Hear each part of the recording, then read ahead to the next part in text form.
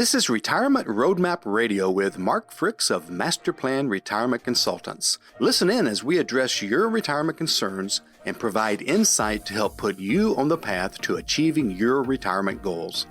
And now, Retirement Roadmap Radio.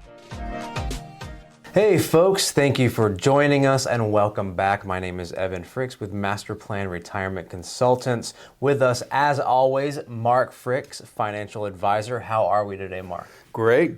It's just a great time of year, just lots of things going on. You know how much I love to teach classes, and we love to teach classes, and it's just a busy time of year, and lots of people needing help. Anytime financial times get a little difficult, more people reach out, and we just love educating and helping people, so it's really good. Great. Really keeping us busy. Yeah, it's funny though. It's kind of like the bad times tend to bring more people to you. The same thing as people going to church. Like having a rough time, I seem to pray a little bit more. I was thinking of the doctor situation, but that's a good one too. That's correct. All right, so today's discussion, tax-free income, death benefit, long-term care benefits. No, these are not three separate accounts. Today we're going to discuss the three-legged stool of retirement planning, the IUL policy, aka Life Insurance Retirement Plan, or LIRP, which contains these features and more. So Mark, before we jump into the specific details about the LIRP itself, why don't we start out with a brief explanation of how an insurance policy works for those who may need a little bit more background on that. Yeah. So the original concept of life insurance is basically two kinds, right? There's term insurance. Term insurance is very much like health insurance or automobile insurance or whatever. It's for a term. It's for 6 months. It's for a year. Most term policies are 10 to 20 years, and you lock in a rate, and after 20 years or whatever, you walk away with nothing unless you pass away. Mm-hmm. And of course, if you pass away, you kind of walk away with nothing as well. But it's a good, cheap way to buy a lot of insurance. It's great for people that are in their 20s and 30s and 40s that have a lot of obligations, children perhaps, a spouse, things like that. The other kind, big picture, is a cash value policy, known by a lot of other words, index universal life, whole life, things like that. And I think the original name was whole life because it's designed to last your whole life. Kind of fits, right?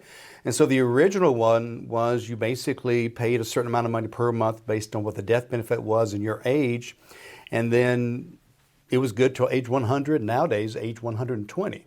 You know what happens if you live to 120, by the way? They send you the death benefit. Not sure if you'll realize it or know it, but they'll send you the death benefit. It's called, it has endowed, it has ended, so to speak. So, I guess the good thing about the cash value is that it does carry you through your lifetime. So if you're afraid that you get into your 50s and 60s, that you won't be able to qualify, you've still got it. This is kind of interesting. I think a lot of people don't really realize. So if you can picture a life insurance policy like a term policy or whatever, where you pay extra into it. In other words, if normally it would cost $50 a month for $500,000 or whatever, instead you're putting $300 a month into it. Why would you do that? Well, what you're doing is you're building up a savings account in the life insurance policy. Why? As an investment? Not originally. Originally, it was intended to pay the premium as you got older, and the $300 or whatever it was not enough to cover the premium. Mm-hmm. So when you get 60 and 70, that premium, if it was a term policy, might be $800 a month. They just start taking out of the savings account. And that's why the old-fashioned cash value whole lives never really grew. The cash value never really got large enough for it to really matter with anything. It wasn't something you could turn on income or whatever. It wasn't that much, and it would start draining down as you got older. So that was the original intent.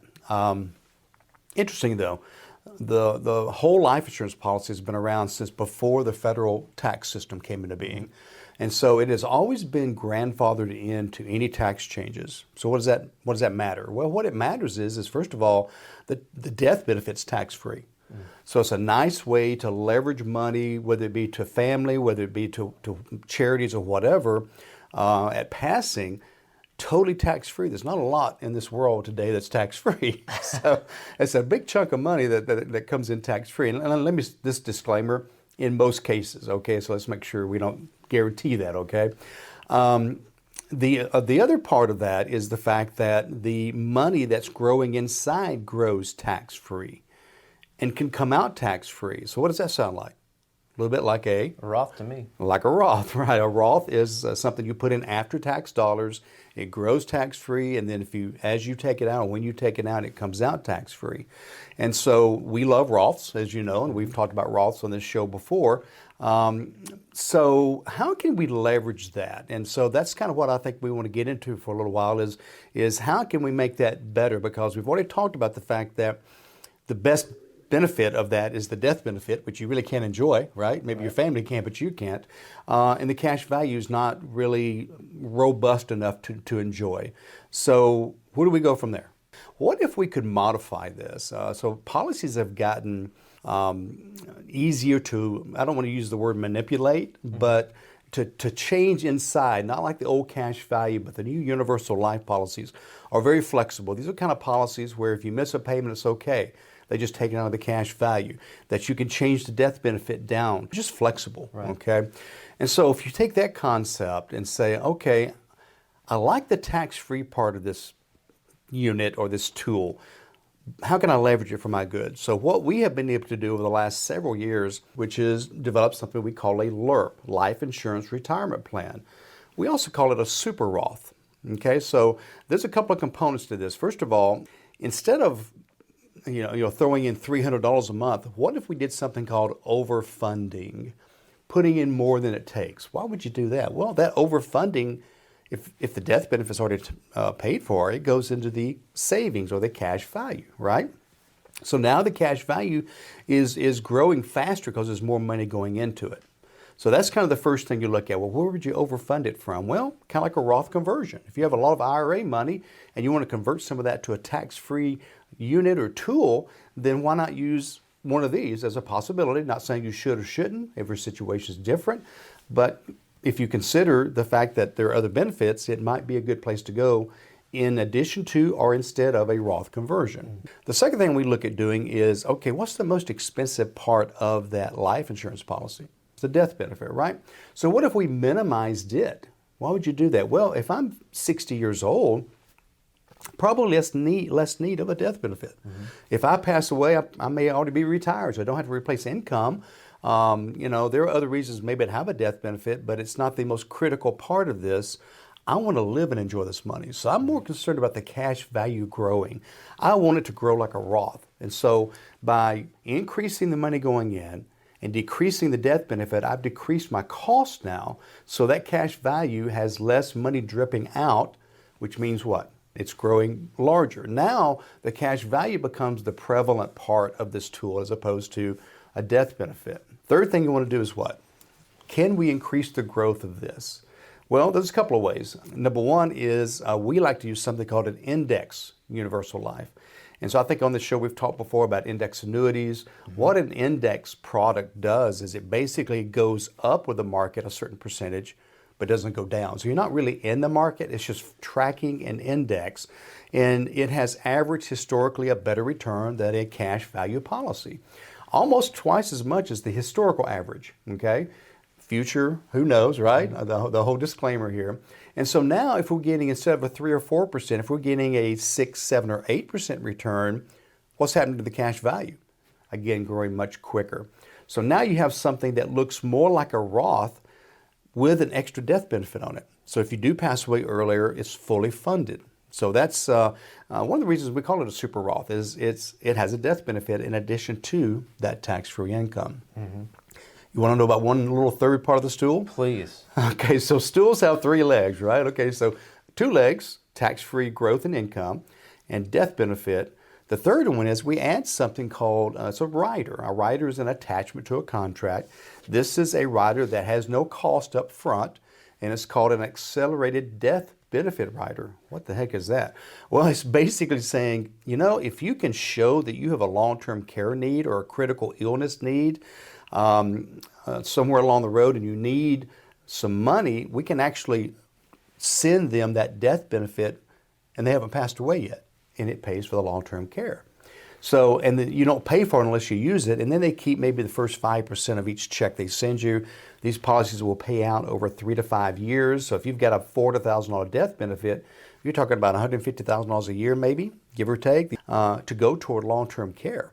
Because the most devastating thing for a family, and we've seen it time after time, is number one, let's say the husband gets Parkinson's or Alzheimer's, and they keep them at home as long as they can. There comes a point they need more help. Maybe they bring in a sitter. Now there's costs going on. Then maybe a memory care, and it just compounds. And these can be long diseases. These are things that could go on 5, 6, 7, 8 years, and it's just draining the family finances. Then they pass away. So now you not only have spent a lot of money on long-term care, but you've also lost someone that probably had money coming in via Social Security, maybe some pension or whatever. So it's kind of the double whammy. So by using these LIRP accounts or modified life policies, we have the long-term care built in, and we have the death benefit built in. And so those are both things that can be utilized to help take care of those that are left behind. So it's a very powerful tool. It is something we use with a lot of our clients, as you know, and it's something that, it keeps you from having to go out and buy a long-term care policy. Now, I'm not saying you should or shouldn't, okay? There are cases maybe you should, but we know, number one, they're expensive. There are fewer companies offering it, less competition, and since long-term care policies came out years ago, we have become much more prevalent with dementia, again, things that can just drain a family budget, Alzheimer's, things like that. And so we are seeing people needing care much longer, and we're living longer. And so that long-term care policy can really become very expensive. You pay for it for 20 years. Maybe you never use it. And here a couple spent $4,000 a year on it, and they do go up. They're going up more and more, and they're difficult to get. So it's a good replacement. Is it as much coverage as a long-term care policy? No. But it is something that can certainly help for that situation. One thing I would like to make a point to say is, as we discussed this LIRP, though it is a powerful tool that can be used in your retirement planning, it is not a retirement plan. So please contact Master Plan Retirement.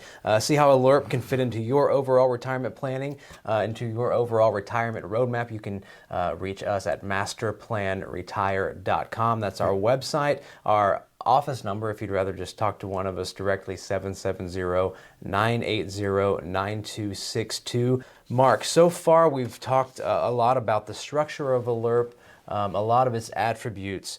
Can you start to bring us towards how you use that, implement that within a retirement plan? First of all, I love the fact that you clarified the fact that this is a tool, not a plan. Yes. I know it's called a LIRP, which is Life Insurance Retirement Plan. But so many people that I talk to that have never used a retirement consultant before, maybe they've had an advisor, a broker, or whatever, but not really a consultant. That's somebody that before you even start looking at money and investing is going to build a plan, a roadmap, a blueprint, if you would. I would never build a house without a set of plans. It would be a mess and probably fall down after a couple of years, right? And so I think that's important because this is just a piece of that puzzle that comes together to build the whole plan. So, Evan, as you know, anybody that comes to us and does the complimentary consultation, one of the things we offer them is a variety of reports. We want to see where the weaknesses are. So if one of the weaknesses is, hey, if a long-term care situation hits you, that could devastate you, that would be one reason we'd look at the LIRP. If we saw where premature passing, let's say one of the spouses not only has Social Security, which you lose the smaller of the two Social Securities if one of you passes away, but maybe they had a pension, maybe whatever. So the death benefit could be important in that situation. And then the one we always talk about, Evan, that is almost this unknown because we don't know where it's going, is taxes. Mm-hmm. We know that we have a lot of debt. We know Medicare is going broke. We know Social Security is going broke. We know we like to spend money nowadays. Almost no way that taxes aren't going up. So those three issues, if we run those reports and those three come up, then we know that LIRP might be a nice tool, piece of the puzzle to plug in and make sure. Now, there is one little problem, you do have to be approved for these, okay? So there is a underwriting involved. But, Right. the interesting thing is over the last, I'd say 15 years, insurance companies have gotten so competitive and the underwriting has gotten easier, better. Don't just assume that, hey, that's not going to work for me.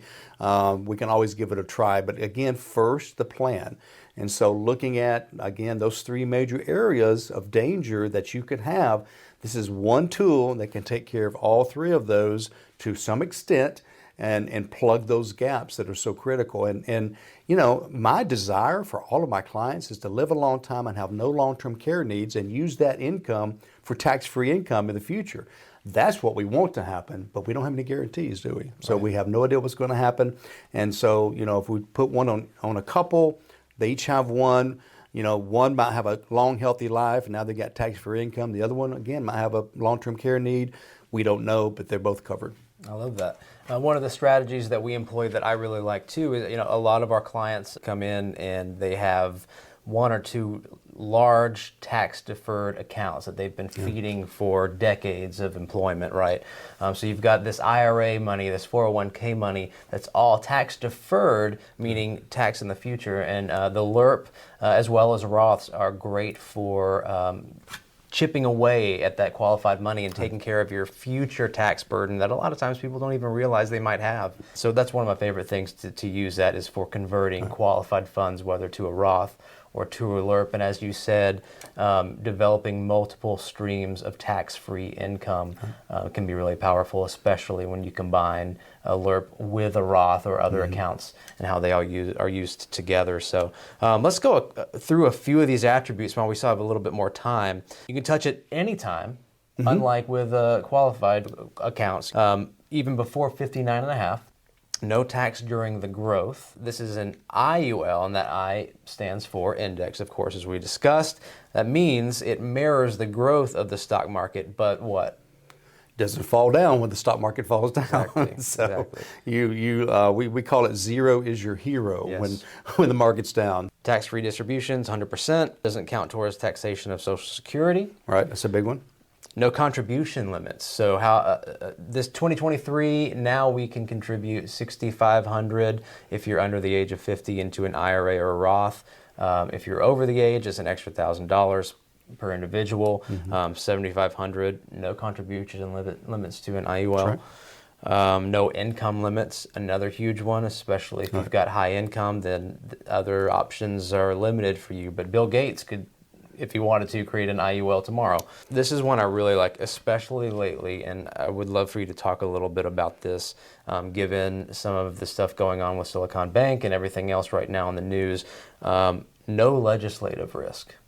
Right, and also, some people say, well, what about the safety of insurance companies? Probably one of the safest places you can put your money. Back during the Great Depression, 97% of all life insurance claims were paid out. How many banks failed? I have no idea. I should look it up sometime. But thousands upon thousands. We just had the one or two bank failures this past week. Insurance companies have 5 levels of protection. And based on the research I've done, and if I come across something different, I'll certainly check. But we've talked about annuities, which is life insurance companies issue annuities, have been around in this country since 1759. And according to research, they've never failed to pay on a payment. So again, they're very strong. They have to have reserves. They have reinsurance. They have funds in each state to help cover claims. There's so many things that go on with life insurance that it really becomes a very safe place. Again, I can't guarantee anything in this world anymore, but I just know historically, one of the safest places you can put your money. So it's going to be there whether you pass away, whether you need the income or whatever. And one other thing you may mention here, maybe I'm beating you to the punch, but no required minimum distributions from a life insurance policy. And depending on who gets the money afterwards, as you may or may not know, if you inherit an IRA or a Roth and you're a non-spouse, so your children, grandchildren, that money's got to come out within 10 years. Even from a Roth, this tax-free death benefit can go to whoever you want it to go to. It's tax-free, and they can do whatever they want to do with it. Put it back in an account, put it back in a stock market, put it in their mattress, whatever they want to do with it. So again, no legislative risk. It's been over and over again. They've restated the fact that this is the way it's going to stay. So it's a great tool. It really is. Just like everything else that we discuss on the show, nothing is a one-size-fits-all for anyone. Everyone has a different situation. One policy or account or contract or whatever might be suitable for one person, may be the best fit for one person, but maybe not for another person. We've talked about so many things that the LIRP can accomplish, so many reasons we like it, ways that we use it. I would like to talk a little bit about the things that that you hear it might not be so good at, or maybe doesn't fit everybody. One thing that I hear often against LIRPs and life insurance in general is just a very general comment on fees, that they're too expensive. Can you speak a little bit to that?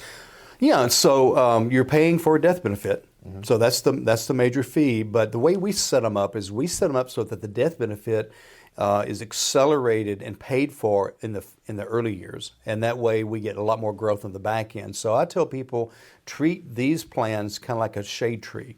You know, when you plant a little tree in your backyard, it's kind of like, you know, Charlie Brown's Christmas tree. It's this little dinky thing that has no shade.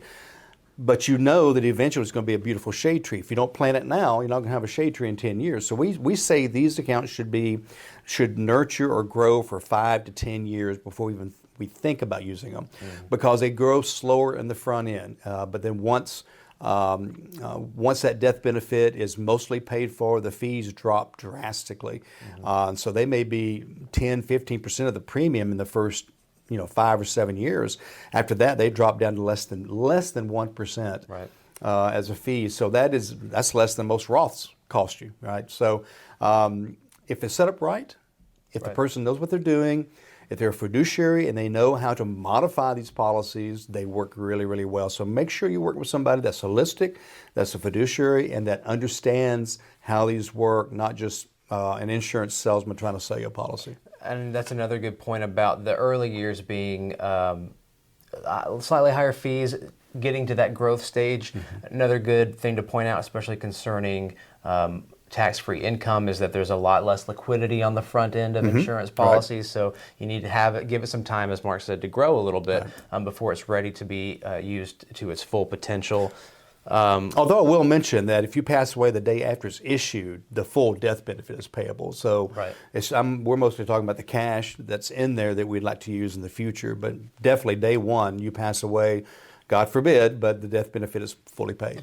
This is a fun topic. There's a lot of things that we can keep talking about, right. honestly. I do want to make a couple of other points and places to check out if you're interested in LIRPs.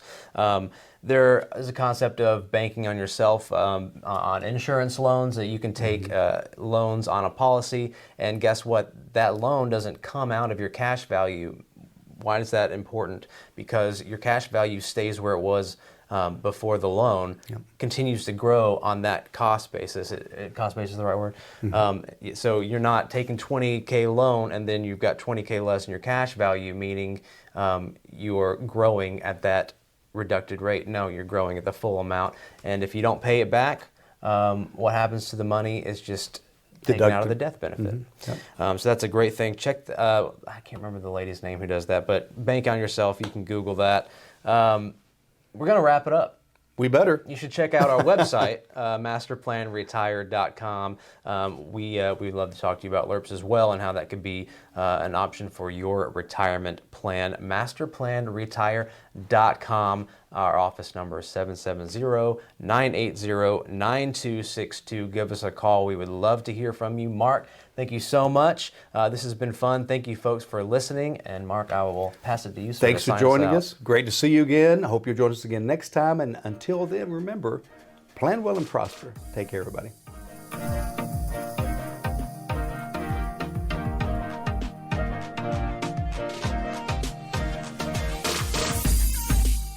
This was Retirement Roadmap Radio with Mark Fricks of Master Plan Retirement Consultants. To schedule a complimentary consultation, go to masterplanretire.com or call 770-980-9262. Thanks for listening, and remember, plan well and prosper.